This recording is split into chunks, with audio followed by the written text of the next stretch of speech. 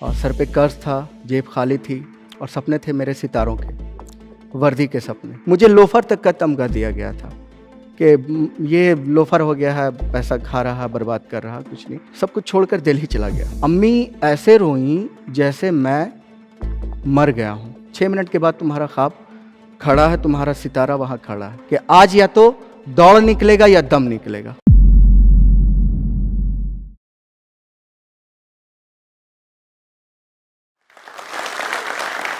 मैं जहाँ से आता हूँ वहाँ पर लोग सऊदी जाकर काम करने के बारे में सोचते हैं, अपना घर चलाने के लिए। अफसर बनना तो दूर की बात, मेरे कई सारे दोस्तों ने यही किया और यही प्लान मेरे लिए भी किया गया था।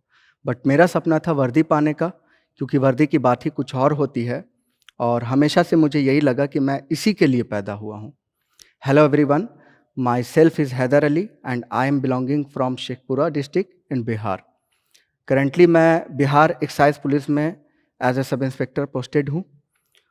और ये जो मेरी जर्नी है वो थोड़ी सी टिपिकल रही और थोड़ा हर्डल्स मेरे सामने आए। मैंने अपनी स्कूलिंग शेखपुरा से ही की है और मेरे फादर का दूध का बिज़नेस था वहाँ पे, मेरे भैया का दिल्ली में बिज़नेस था। जब मैंने ग्रेजुएशन कंप्लीट की तो फाइनेंशियल कंडीशन बहुत ज़्यादा अच्छी नहीं थी और सर पे कर्ज था, जेब खाली थी और सपने थे मेरे सितारों के, वर्दी के सपने। 2012 में मैंने प्रिपरेशन शुरू की अपने सपनों की, बट हालात के वजह से मुझे दिल्ली जाकर काम करना पड़ा। अपना बिज़नेस तो फ्लॉप हो चुका था, तो एक चिकन शॉप पे जाकर मैं काम किया कुछ वक्त तक, ताकि उस पैसे को जमा करके अपनी पढ़ाई कर सकूं।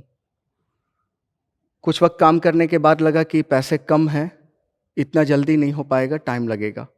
तो मैंने नाइट शिफ्ट में मज़दूरी करने की सोची, लेकिन वहाँ भी बात नहीं बनी।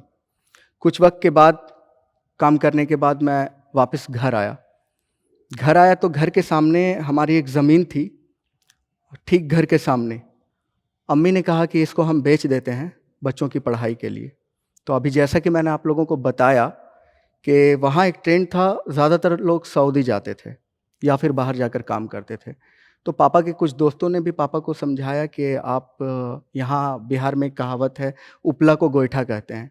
कहाँ आप गोईठा में घी सुखा रहे हैं, हमारी कम्युनिटी से किसी का हुआ है। और कोई वैसा मिसाल भी तो वहाँ पे नहीं था कि जिससे मोटिवेट हो सके आदमी। ये एक बहुत बड़ा स्टेप लेने जा रहे थे पापा। तो अम्मी बोली कि नहीं, लोगों ने सुझाव दिया कि ठीक है आप बेच रहे हैं, लेकिन इससे आप इसको बाहर भेजिए, गल्फ़ में जाएगा, कमाएगा, तो फिर इसी से आप ख़रीद लेंगे। अम्मी स्ट्रिक्ट रहीं, बोली कि नहीं, हमारे बच्चे पढ़ेंगे। और अम्मी के कुछ गहने थे वो भी बेचे गए। और उसके बाद मेरा जो छोटा भाई है वो आईपीएस बनना चाहता था। उसको इतना जुनून था कि वो अपने नाम के आगे भी आईपीएस लिखा करता था उस टाइम पे ही। तो मैंने उससे कहा कि अब हम दोनों चलते हैं पढ़ने के लिए। तो उसने कहा कि नहीं, हमारे पास इतने पैसे नहीं हैं कि हम दोनों जाकर पढ़ें, तो तू जा और जाकर अपना सपना पूरा कर और मैं जाता हूँ गल्फ़ कमाने के लिए। और इस तरह से जो प्लान मेरे लिए था वो प्लान उसने ले लिया और अपना सपना भी मुझे दे दिया। फाइनली मैं पटना आया और वो गल्फ़ चला गया पैसे कमाने। पटना आने के बाद 1 हफ्ते तक इधर उधर घूमता रहा, कोचिंग्स के चक्कर लगाता रहा, बट कहीं कुछ समझ में नहीं आ रहा था कि कहाँ शुरू करूँ। और फिर से परेशान हुआ। तो मेरे एक सीनियर दोस्त थे, उन्होंने रहमान सर के बारे में बताया कि वहाँ जाओ। रहमान सर के यहाँ गया, उनके क्लास ली, बहुत मोटिवेशन मिला। और वहाँ पे क्या है ना कि आपको कोई सब्जेक्ट 2 घंटे का क्लास है किसी सब्जेक्ट पे, तो सब्जेक्ट आपको आधे घंटे 40 मिनट ही पढ़ाए जाते हैं। बाकी का टाइम मिलता है आपको मोटिवेशन। वो मोटिवेशन जो आपको आपके गांव में, आपके मोहल्ले में या आपके अंदर नहीं मिलती। तो मैं भी वहाँ पे काफ़ी मोटिवेट हुआ और अपने प्रिपरेशन को स्टार्ट किया। 2012 के लास्ट में मैंने आरपीएफ सब इंस्पेक्टर का एग्ज़ाम दिया और क्वालिफाई किया। रनिंग भी क्वालिफाई कर गया फिजिकल में। चेस्ट मेजरमेंट में 0.5 सेंटीमीटर से मैं डिस्क्वालीफाई हो गया। और ये जो हाफ सेंटीमीटर होता है ना, इसको आप साल में कन्वर्ट करो तो बहुत ज़्यादा लंबा हो जाता है ये। 2015 में फिर बिहार एसआई का पेपर दिया, रिजल्ट आया, उसमें भी नहीं हुआ। अब मैं अंदर से टूटने लगा, थोड़ा मेरी हिम्मत टूटने लगी। सब कुछ छोड़कर दिल्ली चला गया, वहाँ जामिया का एंट्रेंस दिया, पीजी में मॉडर्न हिस्ट्री में एडमिशन लिया। मुसीबत ने वहाँ भी पीछा नहीं छोड़ा, हिंदी मीडियम का स्टूडेंट था, वहाँ पे सारे क्लासेस, सारे लेक्चर्स इंग्लिश में और सारे रीडिंग्स इंग्लिश में। अब मुझे वहाँ पे 3-3 मेहनत, अपने सपने की तैयारी भी, मतलब इधर की भी पढ़ाई, हिस्ट्री भी पढ़ना है और इंग्लिश भी पढ़ना है। एक पेज को ट्रांसलेट करने में 1-1 घंटा मुझे लगता था समझने में। तो वहाँ भी एक बार लगा कि नहीं, बैलेंस नहीं कर पाऊँगा, या तो पीजी छोड़ना होगा या ये छोड़ना होगा। तो खैर मेरी एक मैम थी वहाँ पे, रोमा मैम, उन्होंने बहुत सपोर्ट किया और भी दोस्तों ने सपोर्ट किया, और इस तरह से वहाँ भी पीजी भी मेरा हो गया और 2 साल अपने सपने की तैयारी भी चलती रही। फाइनली 2018 में मैंने फिर से बिहार एसआई का प्री मेंस दिया, क्वालिफाई कर गया। इस बार 1 सेकंड से रनिंग में चूक गया।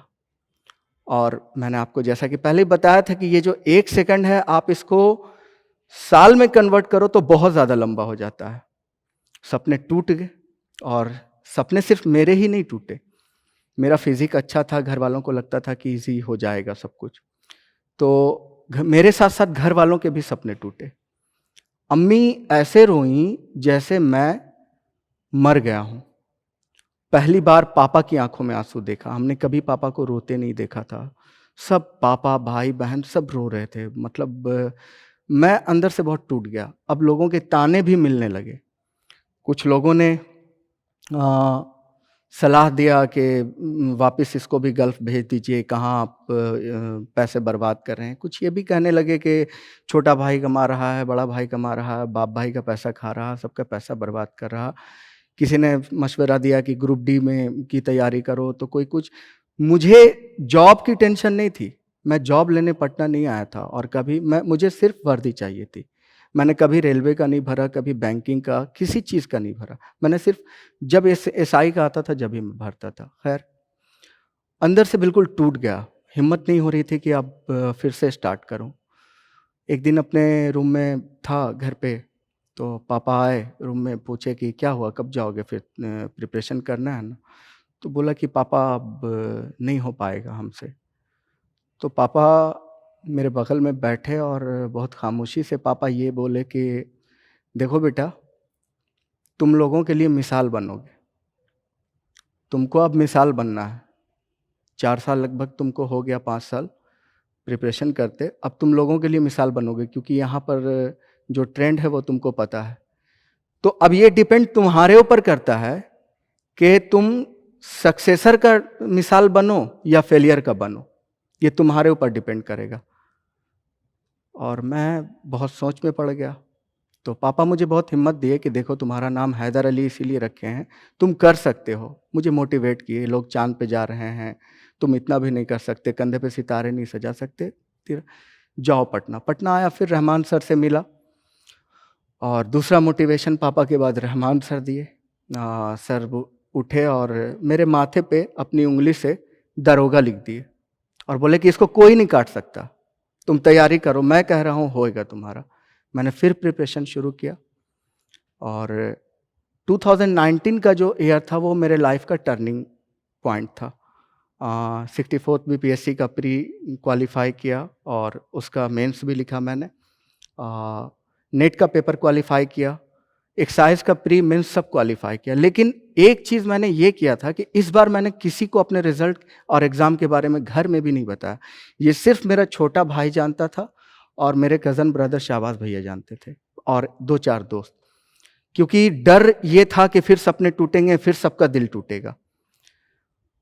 हज भवन से कॉल आया फिज़िकल के लिए, लियाकत सर वहाँ पे कोऑर्डिनेटर, उन्होंने कॉल किया कि आप आइए यहाँ फिज़िकल की प्रिपरेशन के लिए। गया वहाँ पे, वहाँ भी फ्री ऑफ कॉस्ट प्रिपरेशन कराई जाती है और बहुत मोटिवेट किया जाता है, कोचेज़ बहुत मेहनत करते हैं। हमारे ऊपर भी किया गया। 1 महीना लगभग हमारे पास टाइम था प्रिपरेशन के लिए, बहुत हार्ड वर्क कराया गया। एक दिन में 20 किलोमीटर दौड़ाया जाता था, और किसी दिन 3-3 टाइम दौड़ाया जाता था हम लोगों को। इसी तरह चलता रहा। किस्मत इस बार भी आज़मा रही थी बहुत ज़ोरदार तरीके से। 1 हफ़्ता जब बचा फ़िज़िकल के लिए, तो मुझे फ़ीवर आना शुरू हो गया और सर लेकर गए डॉक्टर के यहाँ। डॉक्टर चेकअप के बाद पता चला कि टाइफ़ाइड है और सब लोग घबरा गए, मैं भी घबरा गया कि मतलब लगता है कि किस्मत चाहती ही नहीं है कि वर्दी पहनूँ।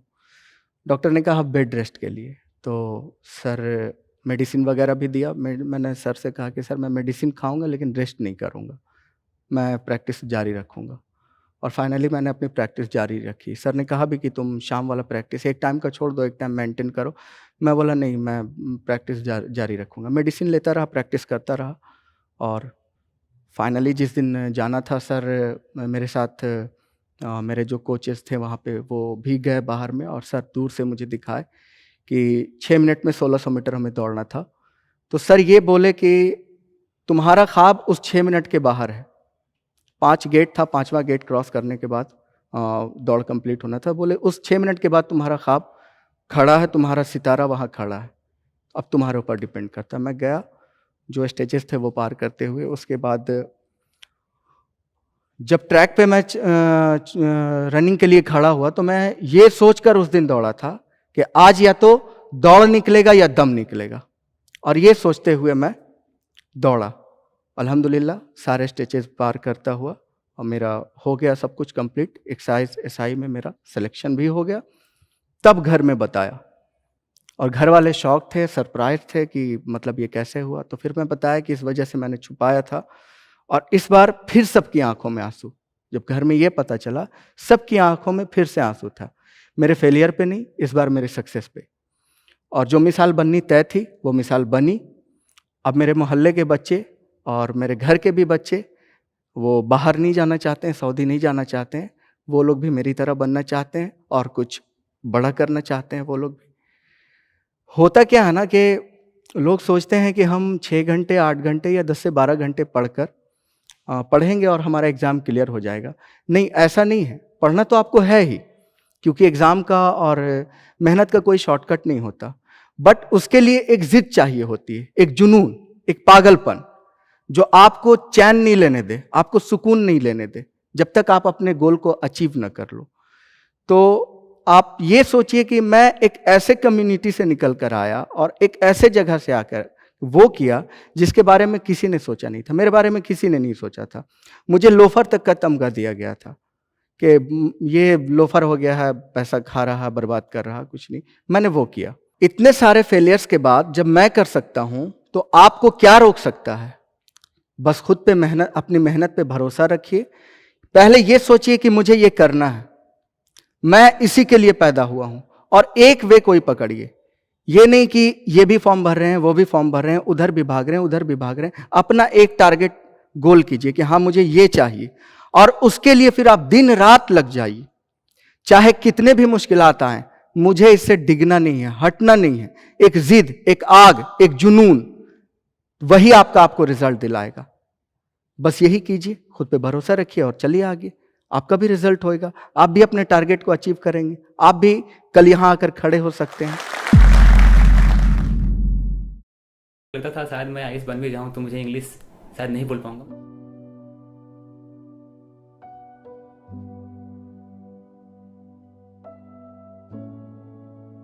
मेरा नाम तबरेज़ आलम है और मैं बिहार से बिलोंग करता हूं।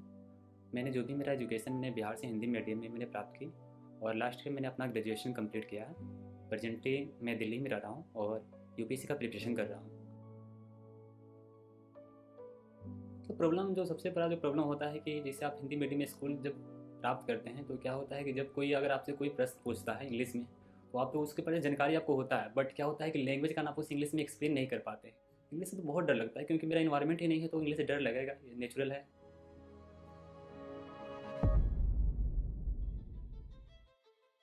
मैंने जो स्किल एप्लीकेशन के बारे में मैंने सुना, तो मैंने जिस स्किल के बारे में सुना और जाकर उसे इंस्टॉल भी किया था और मैंने उसकी जो भी प्रोसेस है मैंने उसे जाना और इंग्लिश स्पीकिंग कोर्स के लिए मैंने क्लास स्टार्ट कर दिया। पहले तो थोड़ा बेसिक पोर्शन ग्रामर का बताया जाता है, उसके बाद वोकैब्स का जो प्रैक्टिस करना पड़ता है, उसके बाद रीडिंग प्रैक्टिस होता है और अल्टीमेटली आपको प्रैक्टिस करना पड़ता है आपके प्रैक्टिस पार्टनर से। 10 मिनट आपको मिनिमम बात करना पड़ता है, उसके बाद आपका एक जो कोर्स होता है वो कंप्लीट हो पाता है। मैं बोल सकता हूँ श्योरली कि मैं किसी से भी कोई भी पर्सन हूँ मैं उसे इंग्लिश में कम्युनिकेट कर सकता हूँ, मुझे कोई इशू नहीं है।